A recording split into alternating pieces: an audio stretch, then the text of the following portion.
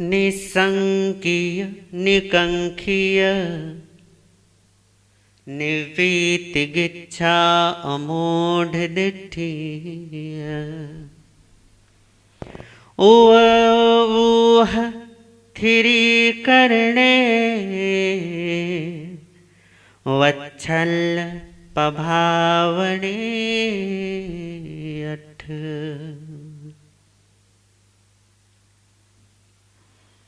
निशंकित निकांक्षित निर्विचिकित्स होना, ये सम्यक दृष्टि के अंग हैं, सम्यक दर्शन के अंग हैं। इन तीन विषयों को हमने यथासंभव समझने की कोशिश की है। अगले चरण क्या हैं सम्यक दर्शन के, उन्हें भी समझने की कोशिश करते हैं। अगले कदम पर प्रभु ने कहा अमूढ़ दिट्ठी। अमूढ़ दृष्टिवान होना, यह भी सम्यक दृष्टि का एक अंग है, सम्यक दर्शन का एक अंग है। इस सम्यक दर्शन के अंग के विषय में आचार्य कुंद ने एक समय सार में गाथा के माध्यम से समझाया है। जो हवई असम्मूढ़ो चेदा सद्दिठी स्वभावेषु सो खलु अमूढ़ दिट्ठी सम्मा दिट्ठी मुनेयवो। जो सभी भावों में असम्मूढ़ चेतना वाला, या कहो कि असम्मूढ़ चैतन्य है, जिसका सभी भावों में, वही अमूढ़ दृष्टि सम्यक दृष्टिवान माना जाता है, समझा जाता है। कि जो यथार्थ दृष्टि वाला है सभी भावों में, जिससे किसी भी प्रकार के भावों में अर्थात किसी भी प्रकार की स्थितियों में जो मूढ़ नहीं होता, उससे वो कह रहे हैं कि वो अमूढ़ दृष्टिवान है। किसी भी प्रकार के भावों में अमूढ़ न होना। हमारा जो जीवन है वो सर्वाधिक औदैहिक भाव पर निर्भर करता है। औदैहिक भाव का मतलब है कर्मजन्य स्थितियों पर निर्भर करता है। कहीं धन के भंडार हैं तो कभी एक जून की रोटी के भी लाले हैं। कहीं सुंदरता इतनी कि बस देखते ही टकटकी बंध जाए, और कहीं कुरूपता इतनी कि देखते ही आदमी भय से ग्रसित हो जाए। कहीं सुगंध ऐसी है कि भैया ऐसा लगता है कि देव उद्यान नंदन वन में हमने प्रवेश कर लिया हो, और कहीं दुर्गंध ऐसी है कि भीतर के आते भी मुंह के द्वार से बाहर निकलने की कोशिश। आप देखो ना कि जीव कितनी चित्र और विचित्र स्थितियों में जीवन जीता है। कितने सारे तरीके के लोग हैं, कितने सारे तरीके के जीव हैं। सुख और दुख में, अच्छे बुरे में, बुरे और अनुकूल प्रतिकूल, इन सारे द्वंद्वों में जीव राशियों को हम फंसे हुए देखते हैं। कहीं सुख इतना है कि संभल नहीं रहा, और कहीं दुख इतना है कि जीवन बस भार बनकर रह गया है।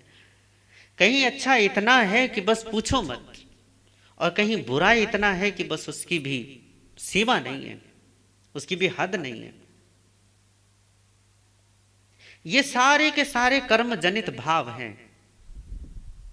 इन समस्त भावों में, चाहे वो किसी भी प्रकार की भाव हो, किसी भी तरीके की अवस्थाएं हो, उन सारी अवस्थाओं में मूढ़ ना होना। यहां पर शब्द दिया उन्होंने असम्मूढ़ चेदा।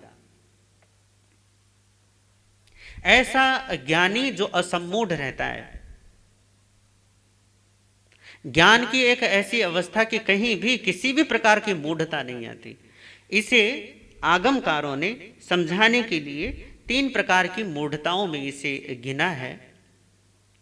और उन्होंने कहा है कि सम्यक दृष्टिवान जो जीव होते हैं वो इन 3 प्रकार की मूढ़ताओं से दूर होते हैं, इन 3 प्रकार की मूढ़ताओं से रहित होते हैं।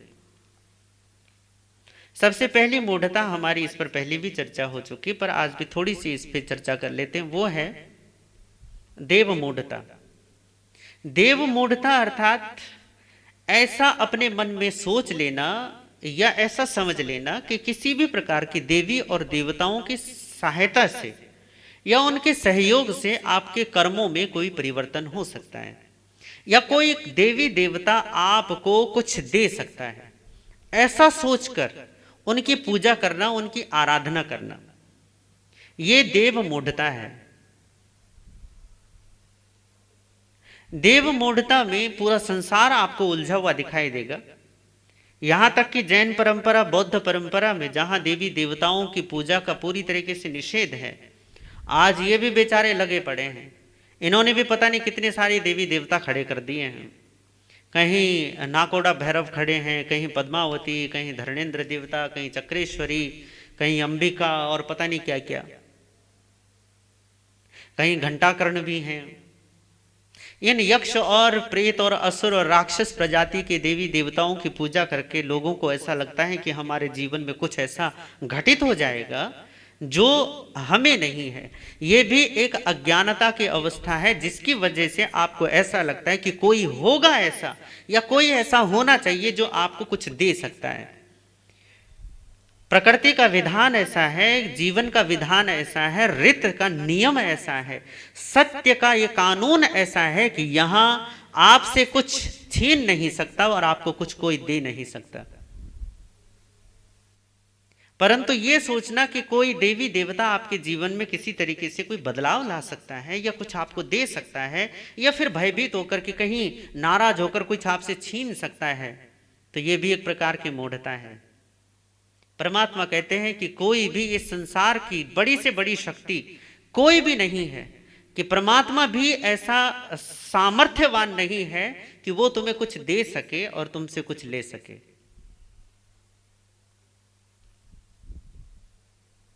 और यदि इस दृष्टि में अमूढ़ दृष्टिवान यदि होना है तो देव मूढ़ता का त्याग होना आवश्यक है। अनमोल जीवन हमें मिलता है और हम इस अनमोल जीवन को केवल और केवल व्यर्थ के प्रपंचों में इसको गंवा देते हैं। कितने सारी चीजें, फालतू की चीजों में इसे व्यर्थ ऐसी जाया कर देते हैं। लगता है तुम्हें कि हम बहुत बड़े धर्मात्मा हो गए हैं इन चीजों को मानने से, पर याद रखिए कि नहीं। जीवन में धर्म का, परमात्मा के आने का केवल और केवल एक ही पहचान है कि आप मूढ़ नहीं रहते।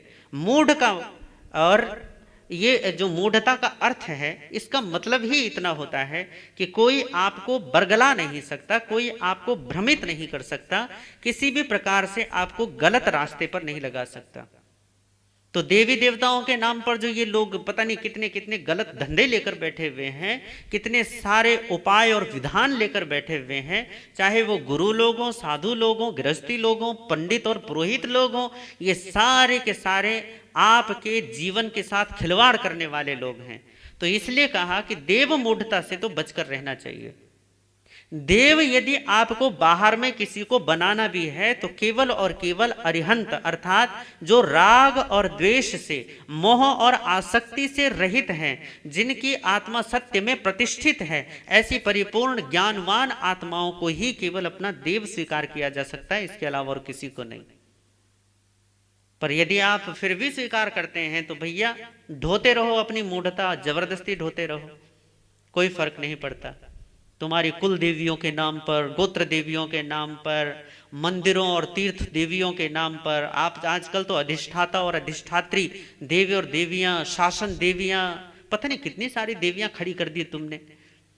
आगम मैंने पढ़े जो 2-4, उनमें तो कहीं इन देवी देवताओं का वर्णन नहीं आता कि कोई शासन देव भी होता है, कोई शासन देवी भी होती है, कोई शासन माता भी होती है। गजब की बात यह है।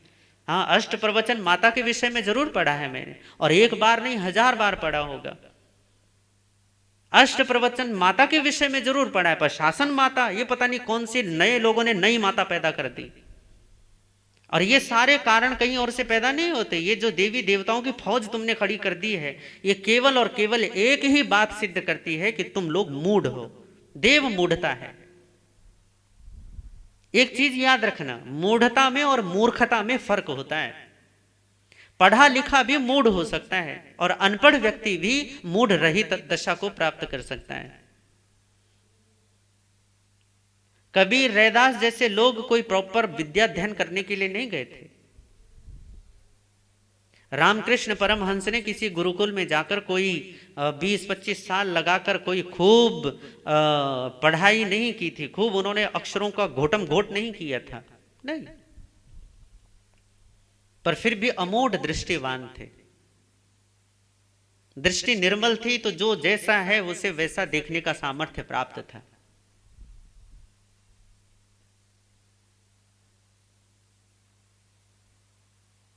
तो मूढ़ता का चश्मा जब तक अपनी आंखों पर लगाए रखोगे तब तक देव मूढ़ता चलती रहेगी, तब तक देवी देवताओं की मनौतियां चलती रहेंगी।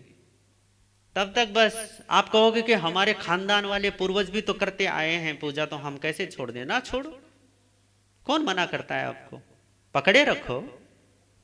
परंतु याद रखना कि जीवन की अनमोल संपदा से बिल्कुल रहित, खाली हाथ आए थे और खाली हाथ इस दुनिया से चले जाओगे। या इसे ऐसा भी कह सकते हैं कि मूढ़ता पूर्ण संस्कार लेकर आए थे, फिर से मूढ़ता पूर्ण संस्कारों का खजाना लेकर फिर इस दुनिया से दफा हो जाओगे, चले जाओगे अगली यात्रा पर। जब तक मूढ़ताओं से छुटकारा नहीं तब तक संसार से छुटकारा नहीं।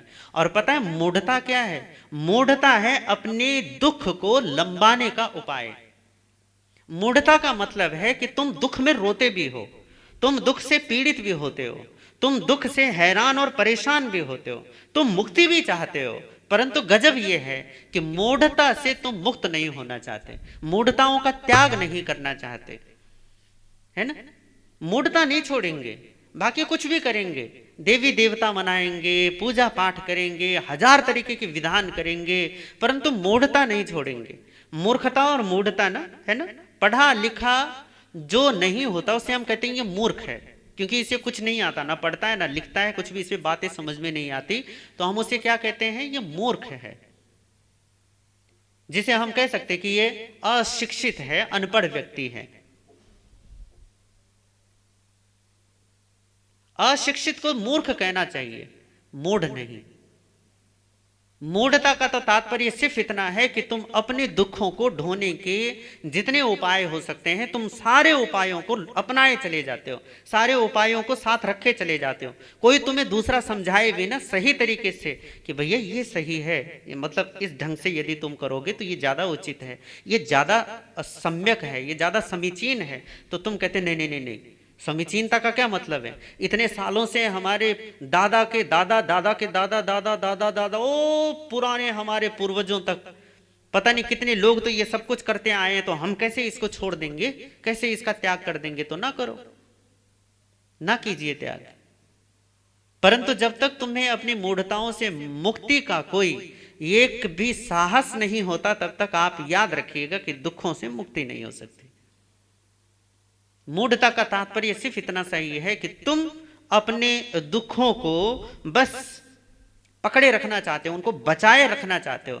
फिर तुम दुखों से जो मुक्ति की जो हल्ला मचाते हो ना, कोई बचा दे हमें, कोई इस दुख से निकाल दे, कोई इस उलझन से हमें बाहर कर दे, वो केवल दिखावा है। दिखावा मतलब सिर्फ एक सांत्वना जैसा होता है ना। जैसे आपने देखा हो कि एक बच्चा यदि गिर जाए ना और यदि आसपास कोई ना हो तो वो चुपके से उठता है, अपने कपड़े झाड़ेगा, देखेगा थोड़ी सी चोट लगी, यूं करेगा और निकल लेगा। पर यदि जैसे माँ हो, पिता हो आसपास में बैठे और बच्चा गिर जाए, चोट ना भी लगे, तो भी आप देखोगे कि बच्चे ने रोना शुरू कर दिया। कारण कि पीड़ा से पीड़ा हुई भी हो, चलो ना भी हुई हो या हुई भी हो, वह अब केवल पीड़ा से पीड़ित नहीं है, वो तुम्हारी सांत्वना चाहता है, वो तुम्हारा ध्यान चाहता है कि देखो मैं गिर गया और मुझे क्या लग गई, चोट लग गई, अब मैं रो रहा हूं और मुझे चुप करो, मुझे थोड़ा सा प्रेम दो। तो रोता है फिर। ये बच्चों की आदत बड़े भी पकड़ लेते हैं। बचपन से अवचेतन में हमारे संस्कार जम जाते हैं ना, तो हमें एक पक्का हो जाता है कि जब तक हम अपने दुख का रोना नहीं रोएंगे तब तक दूसरे हम पर ध्यान नहीं देंगे, और जब तक हमें दुख में रोग में हम नहीं पड़ते तब तक दूसरे लोग हम पर अटेंशन नहीं करते, हम पर ध्यान नहीं देते। आपने देख लिया कि भैया जैसी बीमारी होती है सब सेवा में लग जाते हैं, खाना अपने आप आ जाता है, कपड़े अपने आप धुल जाते हैं, साफ सफाई अपने आप हो जाती है, इतनी रख रखाव होती है, तो आदमी बीमार होने में भी फिर रस लेता है, फिर उसको क्या है, रोग में भी उसको आनंद आने लग जाता है। कारण ये है कि दूसरे उस पर क्या करते हैं, ध्यान देते हैं, वो सबके केंद्र में बन जाता है। सब जो भी आने जाने वाले पूछते हैं बेटा ठीक हो या बेटी ठीक हो, तो लगता है कि यार पूछने वाले तो हैं, तो फिर बीमारी भी तुम्हें बढ़िया लगने लग जाती है। तुम्हारा अवचेतन फिर तुम्हें बार बार बीमार करेगा, क्योंकि पता है जब तक बीमार नहीं पड़ेंगे तब तक कोई हम पर ध्यान नहीं करेगा, हमें गौर नहीं करेगा हम पर। स्वस्थ व्यक्ति को कौन पूछता है? हाँ, बीमार पड़ जाओ तो सब हालचाल पूछने आएंगे, कैसे हो भैया, ठीक हो, दवा दारू सही से लेना, सब पूछेंगे। तो जैसे तुम अपनी बीमारी से भी कई बार क्या हो जाता है, तुम्हें प्रेम हो जाता है, तुम्हें अपनी मूढ़ताओं से भी प्रेम है, बिल्कुल ऐसे ही जैसे दुख में तुम्हें सांत्वना मिलती है ना, तो तुम दुख में पड़े रहना चाहते हो, बस मुक्त नहीं होना चाहते। यदि तुम मान लो कि तुम्हारे जीवन की सारी समस्याओं का, सारी उलझनों का एक सवाल है कि सारी उलझने, जितनी भी उलझने हैं जीवन में, यदि खत्म हो जाएं तो तुम क्या करोगे, बताओ। जितनी समस्याओं का तुम रोना रोते हो कि ये भी समस्या वो भी समस्या, हजार तरीके की समस्याएं, और एकदम से कोई चुटकी बजाए और सारी समस्याओं का अंत कर दे, तो तुम क्या करोगे? गारंटी से कहता हूं तुम आत्महत्या कर लोगे। कारण क्यों? क्योंकि जीवन तुम्हारी समस्याओं का ही तो वो है, समस्या है तो तुम्हें लगता है कि हाँ जीवन जीवन है, दुख होंगे, परेशानियां होंगी, थोड़ी उठा पटक चलेगी, थोड़ा ये चलता रहेगा ना, ये ऊपर नीचे।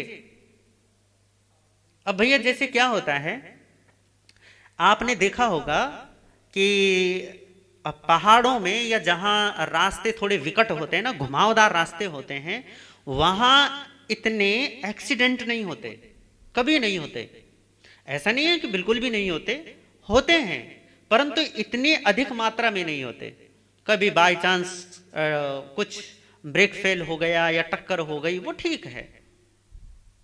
सर्वाधिक एक्सीडेंट होते हैं ये बड़े बड़े लंबे लंबे चौड़े जो मार्ग होते हैं ना, हाईवे, इन पर सबसे ज्यादा एक्सीडेंट होते हैं। कारण ये है कि जब आपको कुछ घुमावदार रास्ते मिले हैं या उबड़ खाबड़ रास्ते मिले हैं या पहाड़ी दर्रे मिले हैं, तो तब आप बिल्कुल सचेत रहते हो कि भैया कभी एकदम से मोड़ आ जाए और मैं नीचे खड्डे में ही ले जाऊं गाड़ी, तो इसलिए आप एकदम से जगे रहते हो। उबड़ खाबड़ रास्ता हो ना तो नींद क्या रहती है, थोड़ी सी सचेतता रहती है, नींद नहीं आती, धक्के लगते हैं ना, उछल कूद मची रहती है, तो नींद नहीं आती। रास्ता विकट हो तो नींद नहीं आती। पर बड़े बड़े हाईवे पर सर्वाधिक एक्सीडेंट होते हैं। कारण यह है कि रास्ता सीधा होता है, सीधा रास्ता होता है, घुमाना नहीं है, ब्रेक लगाना नहीं है, तो गाड़ी स्मूथली चलती रहती है। स्मूथली चलते चलते चलते चलते गाड़ी कब आपकी आंखें झपक जाए, कब नींद जकड़ ले, और वहीं क्या हो जाता है, वहीं काम खराब।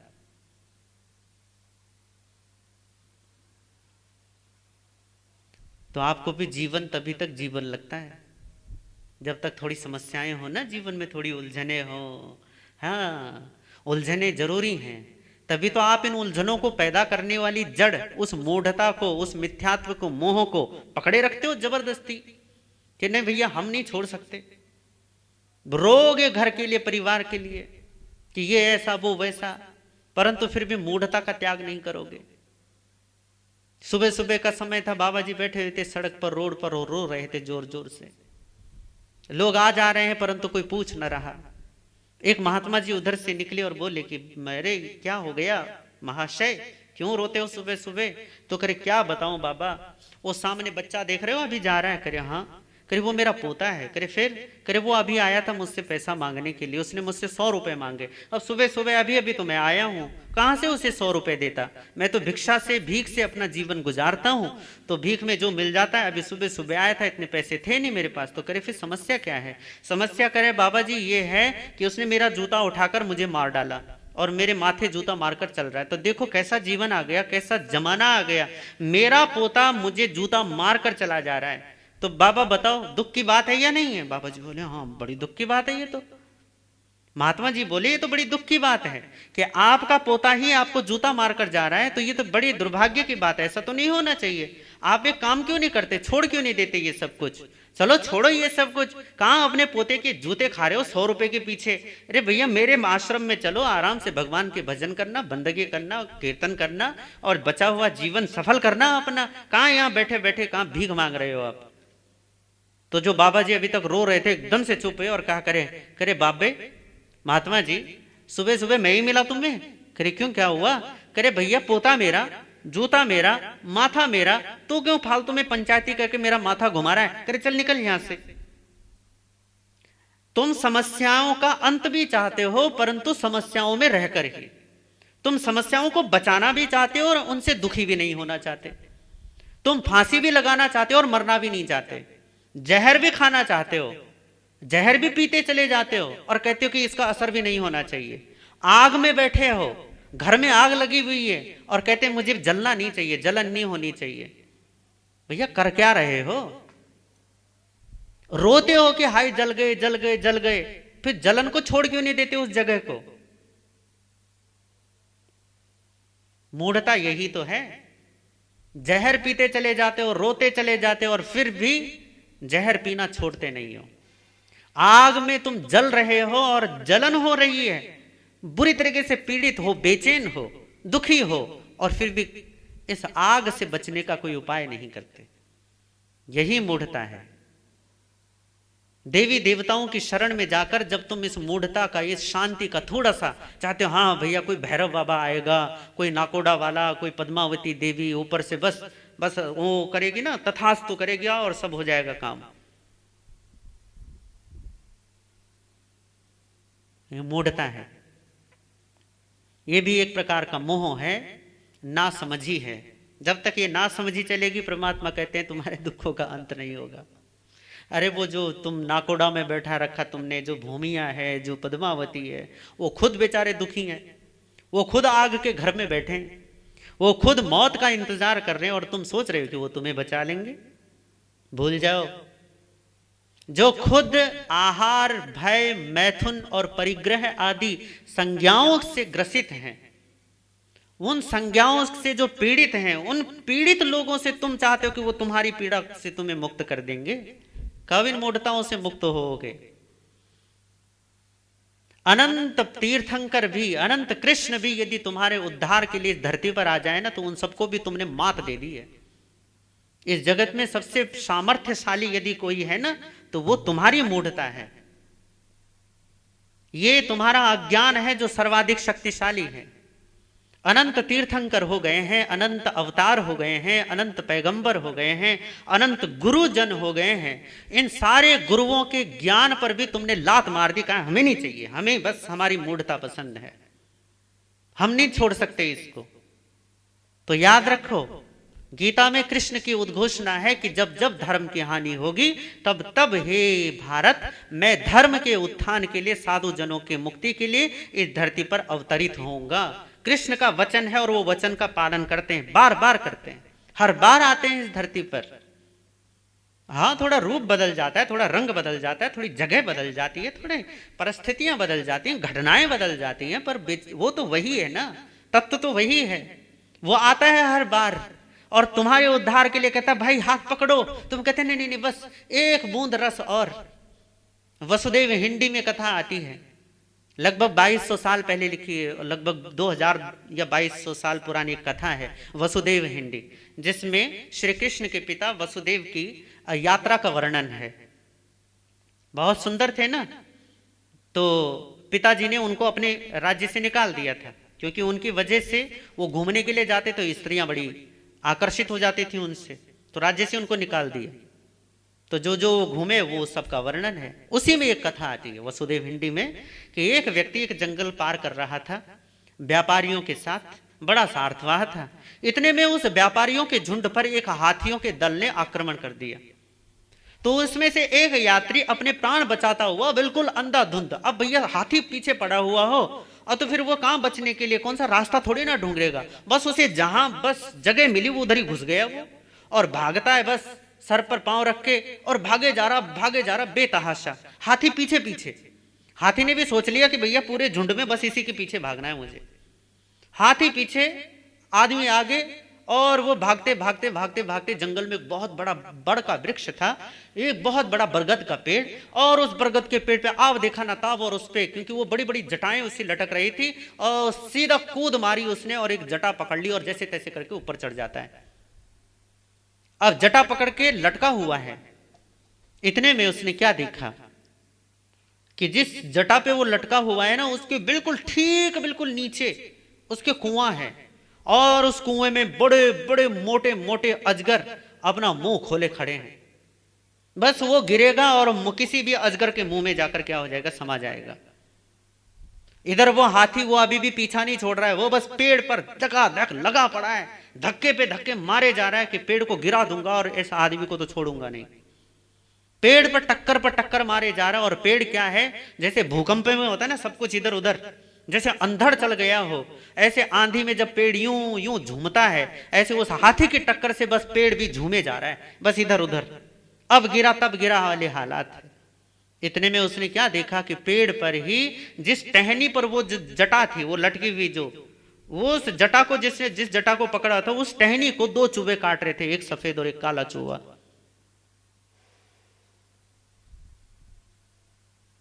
वो उस टहनी को कुतर रहे हैं चूहे, वो हाथी टक्कर पर टक्कर मारे जा रहा है। नीचे कुआं है गहरा और गहरे कुएं में चार बड़े अजगर हैं जो बस मुंह खोले खड़े हैं और कह रहे हैं कि भैया आ जा बस।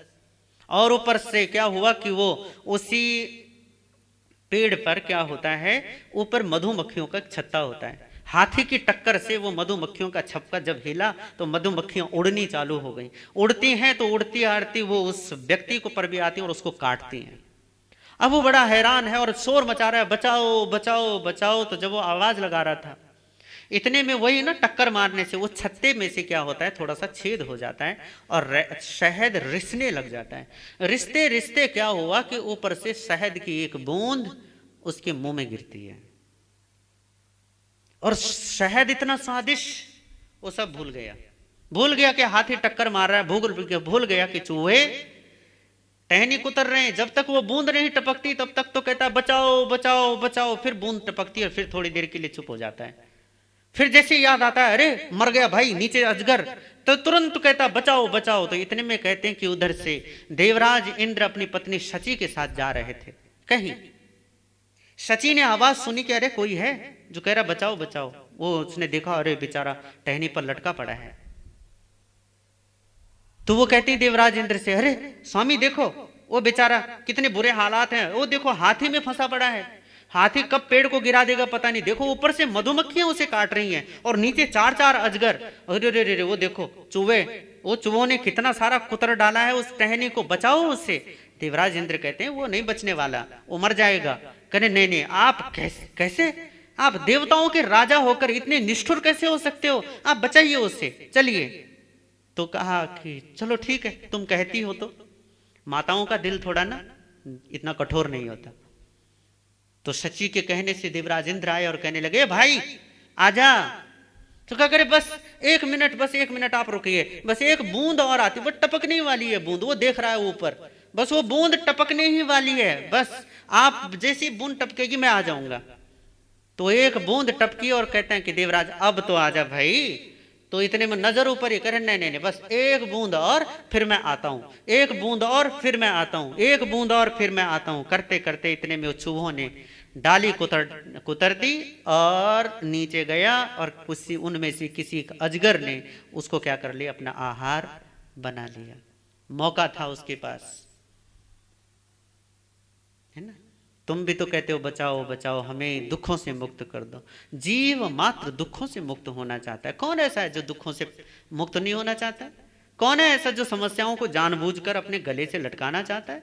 पर है तुम हो ऐसे जो समस्याओं को जानबूझकर अपने गले से लटकाए घूम रहे हो। किसकी वजह से? तो वो है मूढ़ता।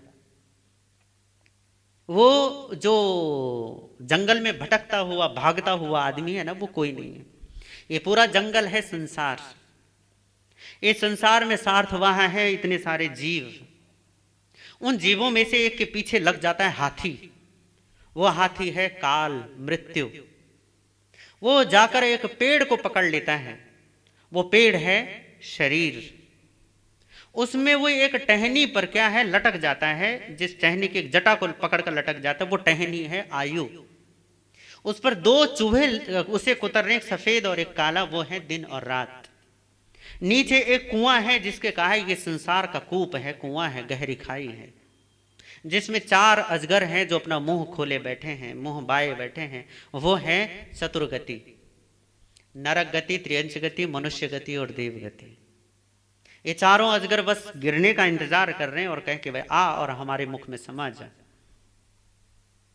तभी जब ये सब कुछ चल रहा होता है, हाथी वो जो मृत्यु है वो उस पेड़ पर, इस शरीर पर टक्कर मारे जा रहा है लगातार। अब गिरेगा तब गिरेगा, कौन से पल गिरेगा कुछ खबर नहीं। और गिरना है इसने, एक न एक दिन ये गिर जाएगा, पड़ जाएगा, फिर निकल लोगे इससे, पिंजरा रह जाएगा और पंछी उड़ जाएगा। पर तभी क्या होता है कि उधर से शची के साथ देवराज इंद्र गुजरते हैं और शची के कहने से देवराज इंद्र कहते को उस पर दया आई और कहते हैं भाई आजा मेरे विमान में बैठ जा और प्राण बचा ले अपने। वो कोई और नहीं है, वो सदगुरु हैं, वो संत जन है, साधु जन है, जिनको तुमसे निरपेक्ष करुणा होती है, अपेक्षा रहित प्रेम होता है, वात्सल्य होता है, अपने बच्चे जैसा कि मेरा बच्चा है, चल आजा। साधु संत कहते हैं छोड़ो अपनी मूढ़ता, छोड़ो ये दुख, काहे को पड़े हो इसमें, काहे को अपनी मूढ़ताओं को पकड़े बैठे हो, मुक्त हो जाओ इनसे। तो कहते हैं बस 5 मिनट। वो शहद क्या है? वो विषयों के सेवन है, वो संसार के सुखों और सुविधाओं का सेवन है।